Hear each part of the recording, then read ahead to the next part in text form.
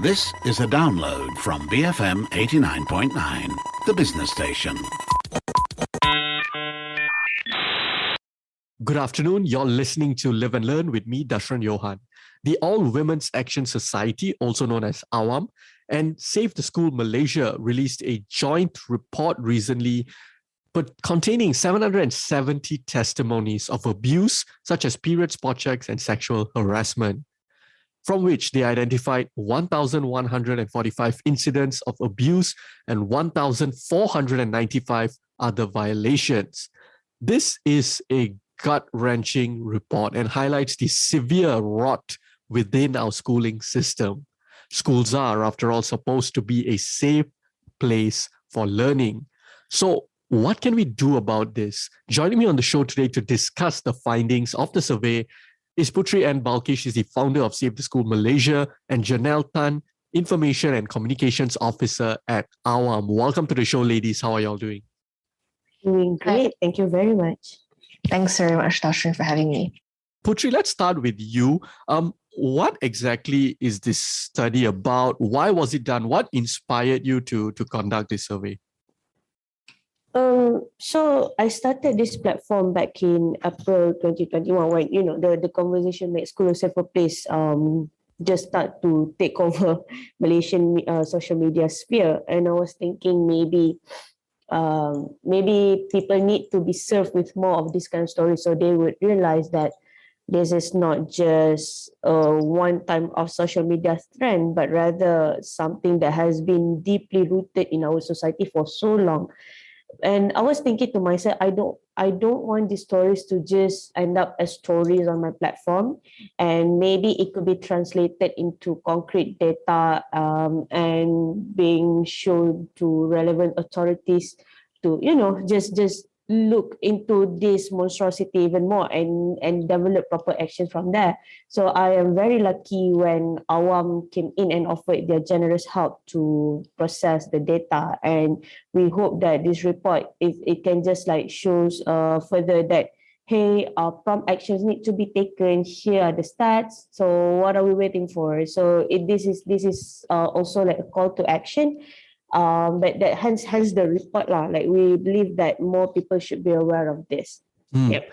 And so, from the survey done, what are the types of abuse you identified? So this report highlights 1,495 types of violations from collected 770 testimonies. So this report they break down the type of abuse into few parts. Among of those are sexual harassment, period spot checks, bullying, and there's also special highlights on stalking and child grooming, and And for sexual harassment itself, it was broken down to a few more types, which is physical, verbal, visual, gestural, online, psychological, and some of them are undisclosed, as in the type of sexual harassment that took place. As for period spot check, it's more like the how the period spot checks are being conducted. So it's either by groping or stripping out the pad or using cotton bud tissue and undisclosed. And for types of bullying, this report detects verbal, physical, social, cyber, and some of them are undisclosed.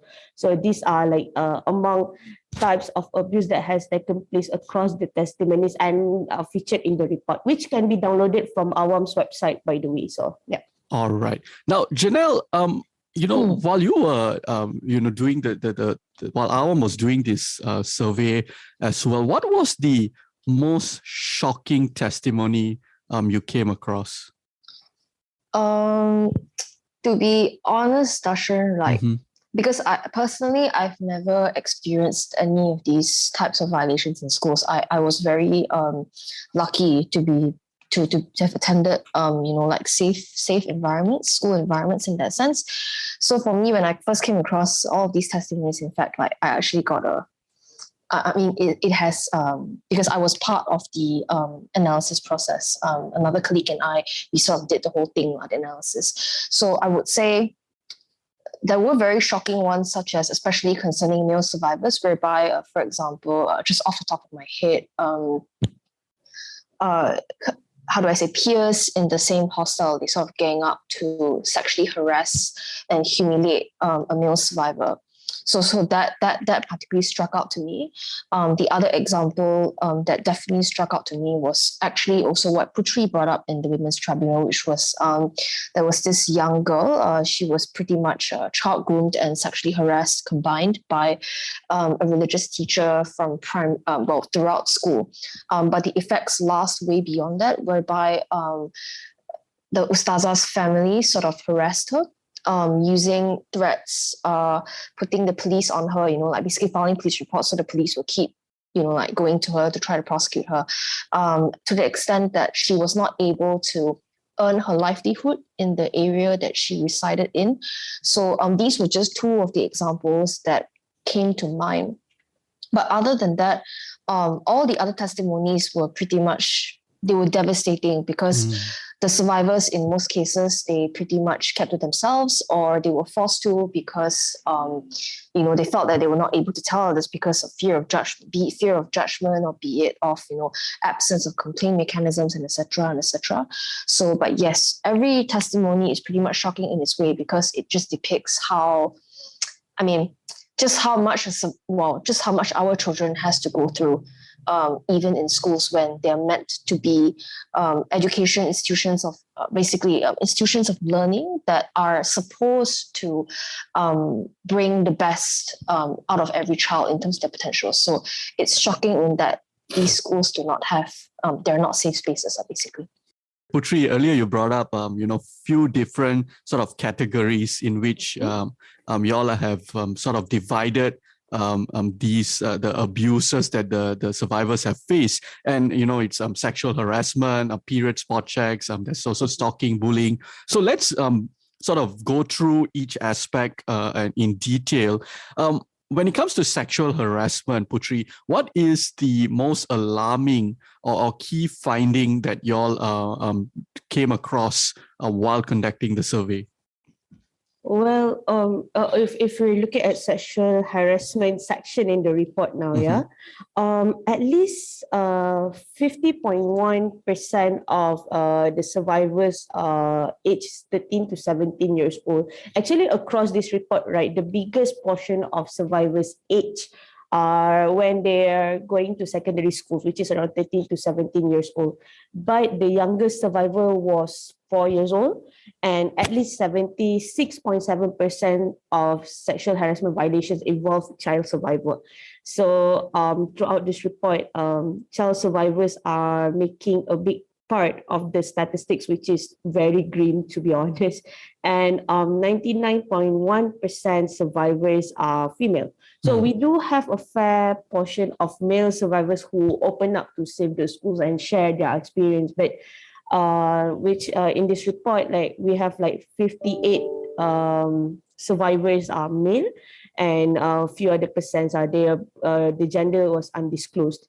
And out of all perpetrators, so we have like a variety of perpetrators in this report. Like we have the biggest portion are peers, and then followed by teachers, then religious teachers, and then we have seniors, strangers, significant others, colleagues, principal, non-academic staff. So there are many types of perpetrators that can possibly exist in a school, which makes me think that what kind of environment that are we actually providing for our kids? Because if we can list at least more than 10 types of survivors in school, 10 types of perpetrators in schools, then meaning our kids are being exposed to threats on daily basis. And out of all perpetrators, 41.1% were figures of authority in schools, and at least 87.1% of them are men. So, and usually what happens after, let's say, if they are being sexually harassed, so 81.4% of sexual harassment violations were not reported to anyone, meaning that Save the Schools was the first platform to see the story came into the light. And there are 71 cases were being reported, but by all these negative consequences that are coming in. So either these victims are not being taken seriously, or there's no action taken, or simply they are going to be victim blamed. moving after. So none of the outcomes were positive. So we have more than 10 types of perpetrators in schools, and we have many types of sexual harassment that are taking place. And if they stand up for themselves, no positive outcomes. So yep, it's very alarming, and it just makes us keep on wondering that what kind of environment that are we setting for our kids right now. Certainly. And speaking of this environment, right, because it really is devastating when I read through the report and also listening to you all speak. Now you brought up like that 41% of the perpetrators when it comes to sexual harassment are from a figure of authorities. How do they get away with it? How do they do it? And how come like nobody knows about it, or if people know about it, they're not saying anything? What's going on here? Right. I mean, the way I see it from my experience of running the platform for the past close to 8 months now. Wow, 8 months, crazy. But yeah, I see patterns in the way the perpetrators are targeting the victims. Either they would go for victims who are known for being quiet. So let's say if they are being harassed, then for a record they won't speak up about it. Or you know that these victims won't have the strength or the ability to actually talk about it out loud, or let's say to make a report or whatnot. Or the victims that are harassed will actually, try to speak up for themselves, but in the end, there's no positive outcomes for it, because either their experience are being downplayed as just a harmless joke, or it's just a friendly gesture of it's a fatherly/motherly gesture, or simply just sweep things under the rug because there's a bigger things to be taken care of, which is the school's reputation. So in general, like their experience are being downplayed to something that is not as serious as the magnitude that the experience actually carries, or they're just simply being invalidated. So that's how these perpetrators walk away very easily. And I'm looking into a very imbalanced dynamic of power play, because you're an adult, you know better, and you're a child, so you don't know better. So as simplistic as they might sound, but this has been pretty much the blueprint of every form of harassment that has been taking place in schools. So yeah. Now, Janelle, period spot checks are something that really caught wind or attention of a lot of people this year, because it blew up on social media, rightfully so. For the longest time, it seemed like many people, myself included, we were not even aware, especially perhaps guys who didn't go to co-ed schools or girls' schools. It's something that is so foreign to us, and it was genuinely, heartbreaking to hear the stories on social media and all of that. From the survey that y'all did, what was the most alarming or important finding that y'all came across when it comes to period spot checks? So generally, I mean, if we talk about gender-based violence in general, many of us may actually come very swiftly to the conclusion that, perpetrators are most likely just men, and victims or survivors would just be women and girls, correct? But there is the finding in our report which actually debunks this very common preconception, which is that for period spot checks, out of all perpetrators, 75% of them were actually women. So I would say that's the most shocking finding. So Ustazahs, I will just go into a bit of detail about the perpetrator groups. So out of all groups of perpetrators, right, Ustazahs actually constituted the largest group for period spot checks. And that's followed closely by teachers. Even for teachers, for example, so far, I mean, there is a significant number of undisclosed, teachers by gender. But in terms of those of identified gender, female teachers disproportionately took up, the highest numbers among all teachers. Male, for example, is just one teacher, and for female perpetrators, it's 15. So you can see the disproportionate, distribution in terms of gender of perpetrators for period spot checks. For wardens, for example, no identified male wardens, but it's just females. So I would say this is the most shocking finding for period spot checks. Other than that, in terms of survivor gender, so that's pretty much just exclusively experienced by girls and young women in educational institutions. As for the consequences, for example, the period spot checks are pretty, to a large extent, not much different from what Putri has highlighted for sexual harassment. It's just that for consequences that are experienced by survivors as a result of, even reporting, it can include being harassed by the perpetrator's family, not being taken seriously, asked to keep quiet by figures of authority, including school management. And of course, the largest proportion would be, as what Putri talked about earlier also, which was about no action being taken. But all in all, I think the most shocking finding, the most significant finding in this case is what I've mentioned earlier, which is the gender of perpetrator. Because then it shows that in terms of patriarchal beliefs, or rather lack of awareness of important concepts like physical boundaries and consent and bodily autonomy, right? So it's not just restricted to men, even women may hold these beliefs, especially if they've been, previously brought up or being inculcated with those patriarchal regressive beliefs. Can I share some insights on this? Yes, please go ahead. Okay, cool. All right. If you notice, right, period spot checks, it almost exclusively affect Malay Muslim female students. Right. So even when the conversation about period spot checks abroad, like many non-Malay girls are totally shocked. Like they had no idea that this is something that Malay Muslim girls in this country are going throughout their schooling years. So it is true that this is not on a sexual basis per se, but rather it's actually on a moral policing basis. Because when Muslim girls are on their period, they can't really perform their prayers, right? So Muslims, they need to pray 5 times per day.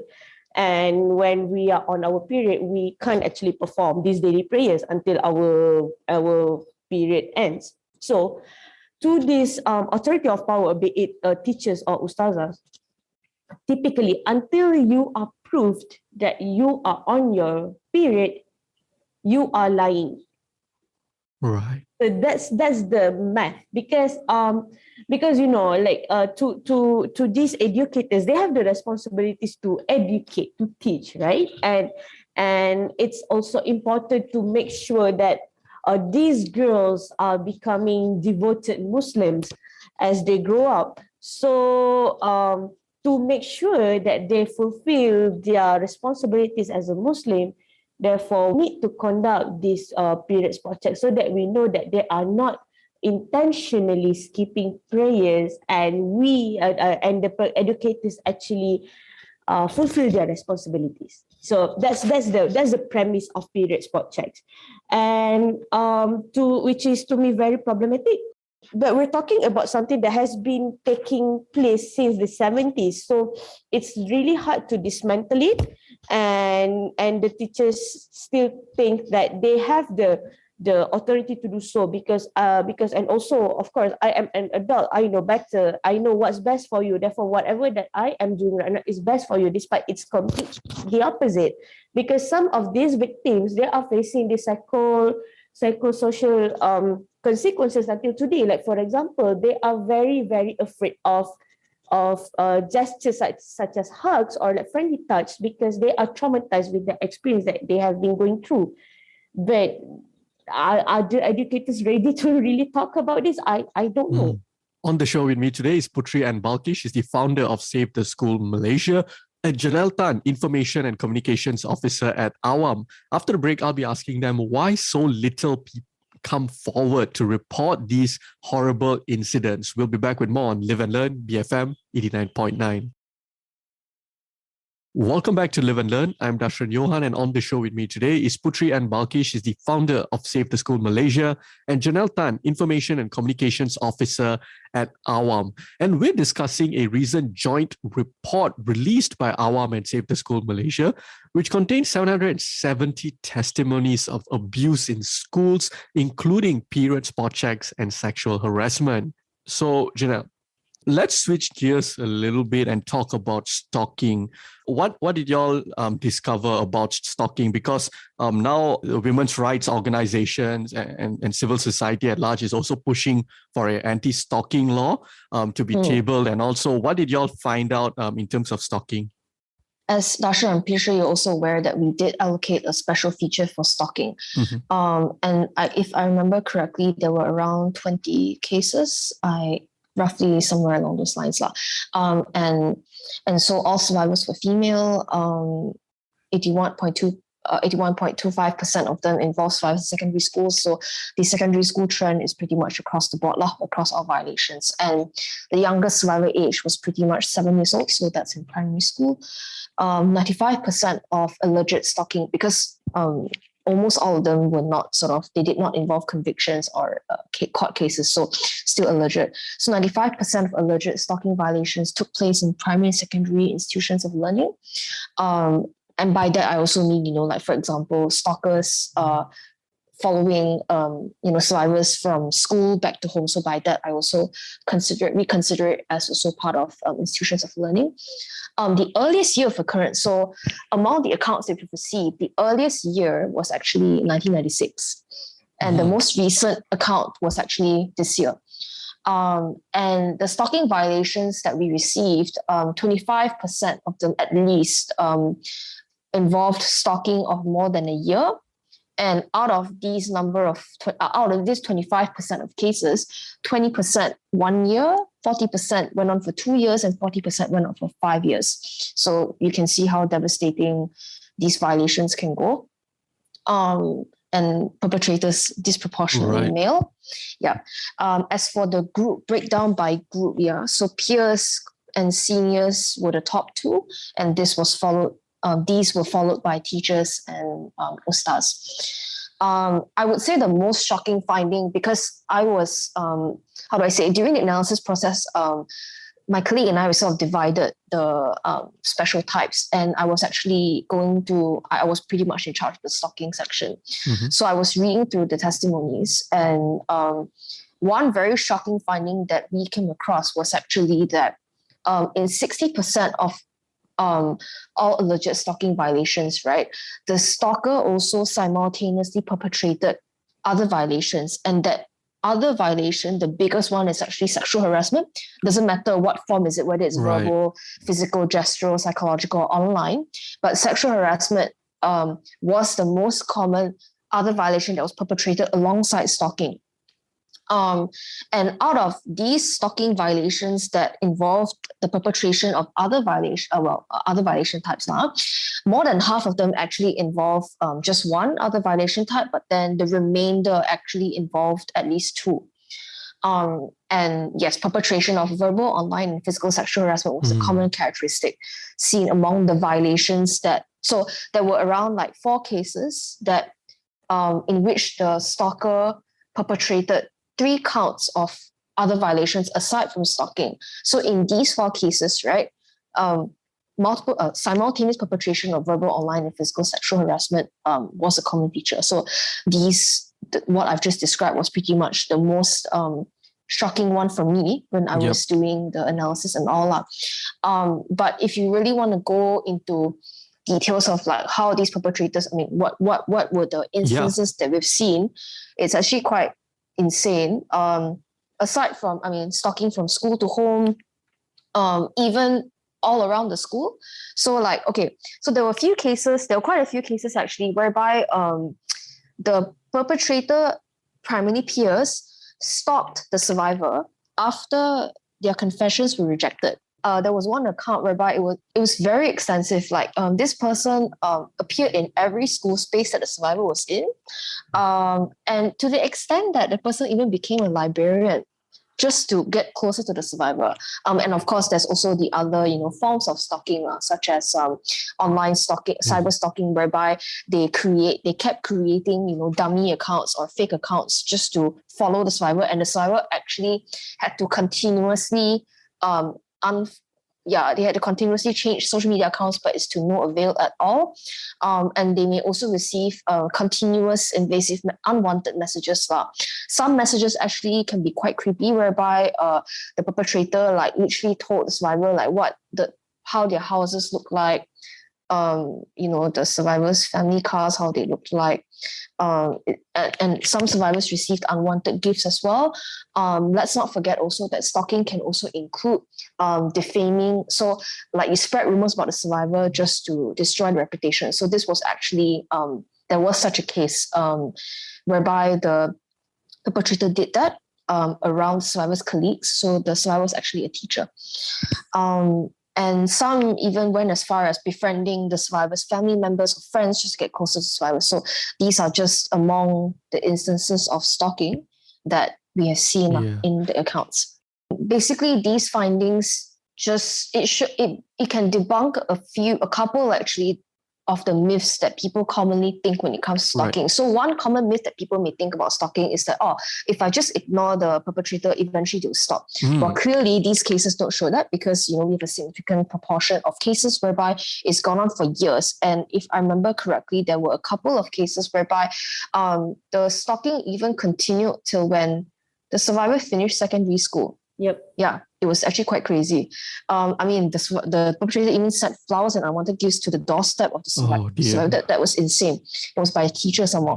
So that's one myth. The second one is people think that, but then that's also from a lot of the inaccurate media representations of stalking. So, if someone stalks you, then, you should feel complimented because obviously they like you or because it's romantic, which obviously is wrong, because stalking does cause fear within the survivor for their safety. It causes significant emotional distress because the perpetrator invades as all personal and public spaces that the survivor goes into or resides in. Because of that, and because the survivor fears for their safety, it can significantly jeopardize the survivor's fulfillment of other human rights. In this case, for example, let's say the stalking gets too intense and the survivor feels so distressed that he or she has to transfer out of the educational institution. So obviously that's going to disrupt the survivor studies. It's going to disrupt the survivor's relationship with their friends, and who knows, even mental health conditions. So that's pretty much, these myths will be debunked just by our findings. Yeah. Putri brought it up a couple of times throughout this conversation about why, about what happens after this, what happens next once the violations or the abuse have occurred. And a lot of times it seems like nothing happens, in the sense that, it just goes on business as usual, or there's no complaints at all. The people who committed these violations, just continue. They go to work just like any other day, and they continue to violate other people probably, and things like that. And I guess, each different case, there are sort of different nuances and different aspects to it. But broadly speaking, when we look at all these cases, whether it's sexual harassment, whether it's period spot checks, whether it's stalking or bullying, why do so little people come forward and report? What happens to those who do make a report? So I would say, off the top of my head, like the primary factors that impede survivors from coming forward to report, one would be shame. So especially in the case of sexual harassment and period spot checks, right, you're talking about severe invasion of especially if it's physical, it involves severe invasion of the survivor's bodily autonomy and physical boundaries. And that's not something that most people would feel comfortable talking about because it's so personal, right? So shame and self-blame basically may be the two predominant feelings that would impede, that would sort of like lead survivors to hesitate to come forward. Other equally important factors that need to be considered here would be the fear of repercussions. We see commonalities in terms of, no action being taken, or survivors not being taken seriously, survivors being victim blamed, even as far as devastating to the extent that survivors can even be harassed by the perpetrator further, for trying to disclose, or being harassed by other third parties, be it by teachers or students or even school staff, for after what has happened, regardless of whether to report or not. So when these things have already been happening in the educational institutions, that would basically impede more survivors from even coming forward because they see the repercussions of what's happening. So the best way to protect themselves at that point in time would be to just keep quiet. And also another factor that should be taken into consideration here would be, so there were many cases whereby survivors may not be aware initially that they were violated, and this is especially the case when, if the survivors were children, especially in primary schools, when they experience sexual harassment or period spot checks, for example, by figures of authority or by their peers. So the lack of awareness can carry through all the way until secondary school or even later, and by then it only occurred to the survivor that, actually something happened to me. And yes, that's one factor to consider.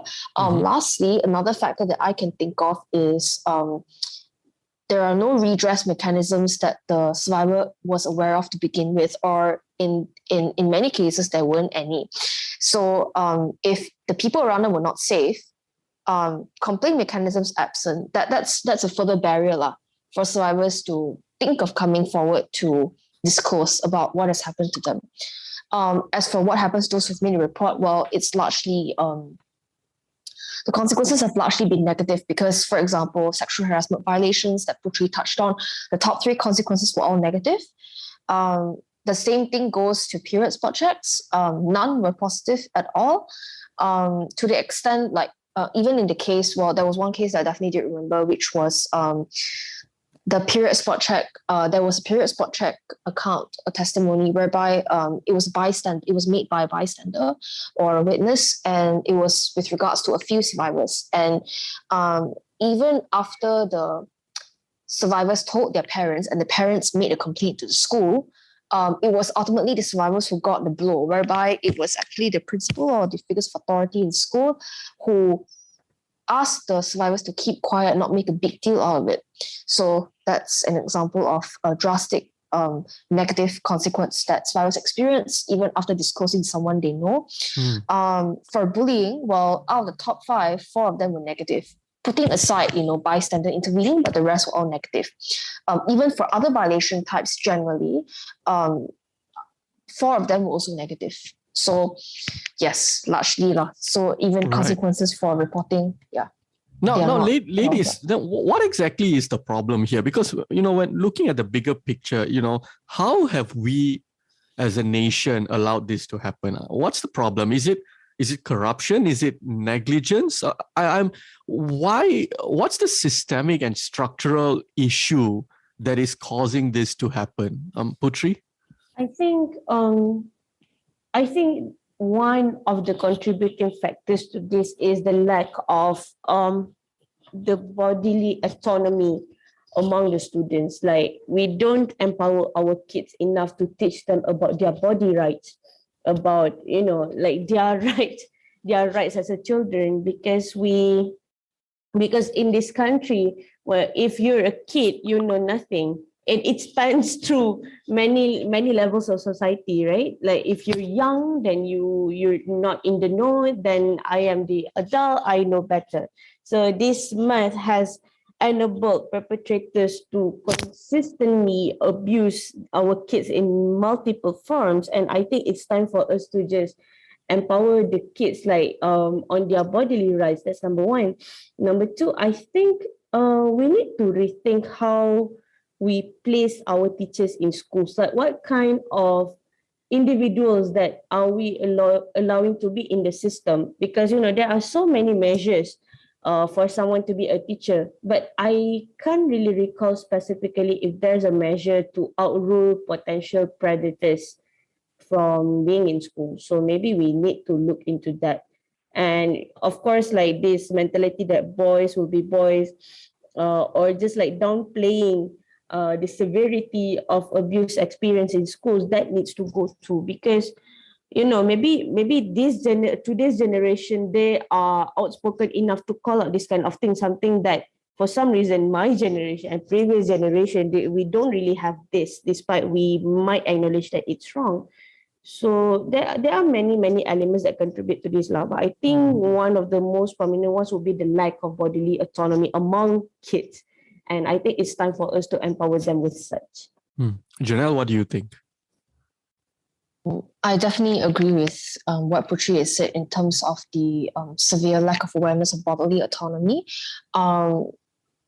Well, it's possible. I mean, it may still be possible that many parents or many adults may think that children are children, and so like in order not to corrupt them with if you teach them, there may be this association that still exists whereby if we teach them bodily autonomy, and if we start introducing them to concepts related to sexual education, they may actually stray off the path, and so it's better that we don't touch it all the way until they've grown much older. But then if survivors actually experience these violations and abuses before the parents got to them, then in many ways, the damage was already done.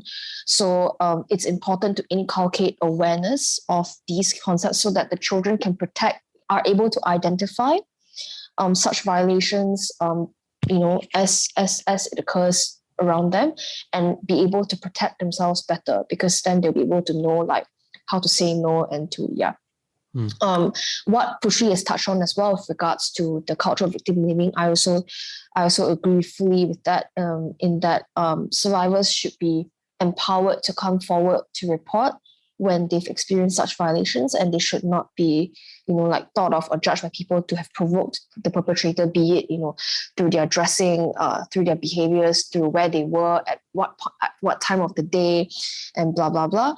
And yes, there's also the very important point about the culture of not questioning the figures of authority. It is because of this culture that prevents a lot of survivors from actually voicing out what's happened to them, and from even like understanding that they are not supposed to be experiencing all those abuses. Another point I would like to add on would be the redress mechanisms in education institutions. So one important factor that should be taken into consideration here in order to allow educational institutions to effectively address sexual harassment and hopefully prevent them in the long term is to have transparent redress mechanisms that are consistently enforced. Currently, we don't exactly have circulars or legislation that explicitly mandate educational institutions to put in place anti-sexual harassment policies and other policies that sort of like of zero tolerance against behaviors including bullying, for instance. We don't exactly have that sort of widespread legislation, so it's important to have those in place so that we know for sure that education institutions have a stance of zero tolerance against all the aforementioned violations and abuses. So once these policy statements are made clear, then the public and various other stakeholders, including the Ministry of Education, would be able to hold these educational institutions accountable fully to address and prevent these violations from taking place. All right. So I guess, in the few minutes that we have left, let's just quickly discuss what we could do about it. What laws do we need or other policy recommendations? Putri, what recommendations do you have?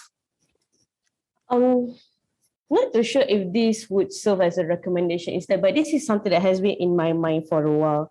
Maybe it's time for us to start establishing a centralized whistleblowing system where, like maybe there's an independent committee in every schools to actually look into these cases and maybe plan also for advocacy and empowerment programs for the students. And let's say if there's a case, then maybe this independent committee can look into it and can just like centralize the complaints and whatnot up to the ministry, so that the ministry can review it maybe on a monthly basis or an annual basis, just to see that how are we doing with